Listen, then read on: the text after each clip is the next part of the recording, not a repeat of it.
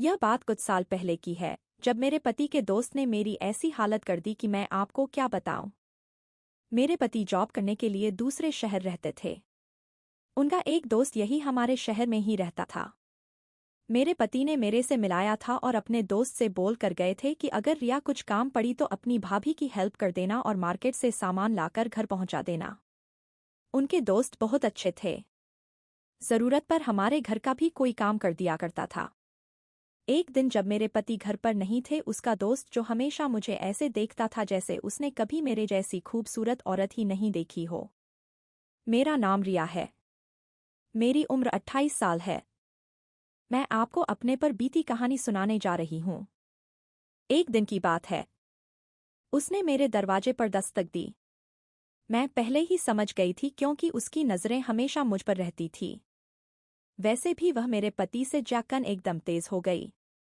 उसने पहली बार मुझे भाभी जान कहा था और उसका बोलने का कुछ अलग ही अंदाज था। लेकिन मेरा भी मन तो वहीं चाहता था। मैंने बस सर हिला दिया और वह ताश अंदर आ गया। मैं बेड पर लेट गई।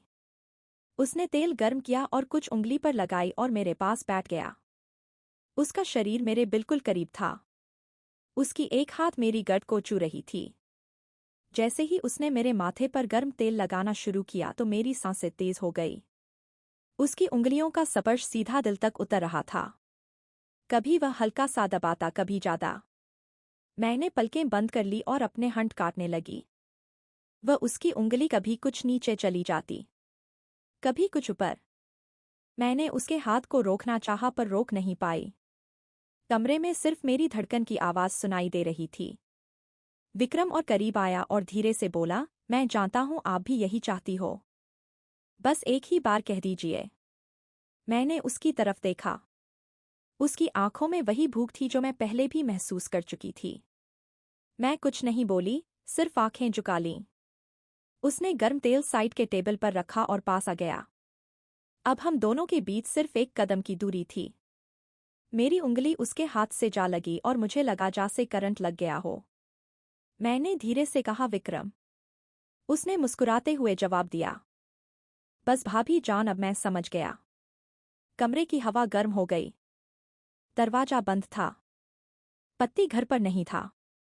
मैं और विक्रम एक ऐसे मोड़ पर थे जहां से लौटना मुश्किल था।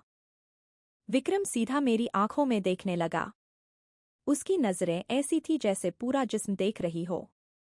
मैं चुप थी, बस होठ काटती रही। उसने धीरे से कहा, भाभी जान, आप बोलती क्यों नहीं? इस आपके चेहरे पर सब लिखा है। मेरे लिए संभलना मुश्किल हो रहा था। मेरा दिल तेज धड़क रहा था। मैंने बस अपने आप को संभाला और पलटकर उसे देखने लगी। वह धीरे से करीब आया। उसके हाथ मेरी कमर पर रुक गए। मैं एक पल को सख्त हो गई, पर अगले ही पल मैंने अपनी आंखें बंद कर ली, जैसे मैं भी तैयार हो चुकी थी। विक्रम धीमी आवाज के साथ कहा, अभी दर्द कम करना है या और ज्यादा करना है? मेरे होठों पर हल्की सी मुस्कुराहट आई, लेकिन मैंने कुछ नहीं बोला। उसकी आवाज, उसकी सांसें, सब कुछ मेरे अंदर घूम रही थी। कमरे में सिर्फ लाइट की हल्की रोशनी थी। उस रोशनी में उसका चेहरा और ज्यादा साफ लग रहा था। मैं उसकी एक एक हरकत को महसूस कर रही थी। जब उसने अपने दोनों हाथ मेरी कमर पर रख दिया, उसके बाद उसने अपने पेट के अंदर से धीरे धीरे अपना हथियार बाहर निकाल वह हथियार सीधे मेरे मुंह पर रख दिया। अरे दोस्तों, अब इससे आगे स्टोरी देखनी है तो पहले वीडियो को लाइक कर दो और नीचे में लाल कलर का सब्सक्राइब बटन दिख रहा होगा, उस पर क्लिक कर दो। जो सब्सक्राइब करेगा उसे मैं रात को कॉल करूंगी, इसलिए जल्दी से सब्सक्राइब कर लो और कमेंट में अपना नंबर भी भेज देना। चलिए कहानी शुरू करते हैं। रखिए तो। मैंने अपनी सांस अंदर खींच ली। मैंने धीरे से कहा कि विक्रम, और उसने बिना देर किए जवाब दिया, बस भाभी जान, मैं यही था आपके लिए। मुझे लगा जैसे सब कुछ वही रुक गया हो। उसका हाथ धीरे धीरे नीचे की तरफ जा रहा था और मेरा जिस्म अपने आप नरम होता जा रहा था। मैंने उसका हाथ थाम कर रोकना चाहा पर अंदर से रोक भी नहीं पाई। उसने अपना चेहरा इतना पास कर लिया कि मैं उसकी सांसें महसूस कर रही थी। मेरी आंखों के सामने सिर्फ उसका चेहरा था। उसकी मुस्कान जैसे मुझे कह रही हो, अब तो तुम मेरी हो। मैंने अपना सर हल्का सा झुकाया और उस लम्हे में मैं खुद को रोक नहीं पाई। विक्रम धीरे से कहा, भाभी जान, आपके पति को कुछ पता नहीं चलेगा, आप बस आज की रात यादगार बना दो। मेरी उंगलियां उसके हाथ पर खींच गई और मैं बस उसी को देख रही थी। तुम रुकने वाले तो हो नहीं और मैं रुक जाने वाली नहीं, उसने सीधा जवाब दिया।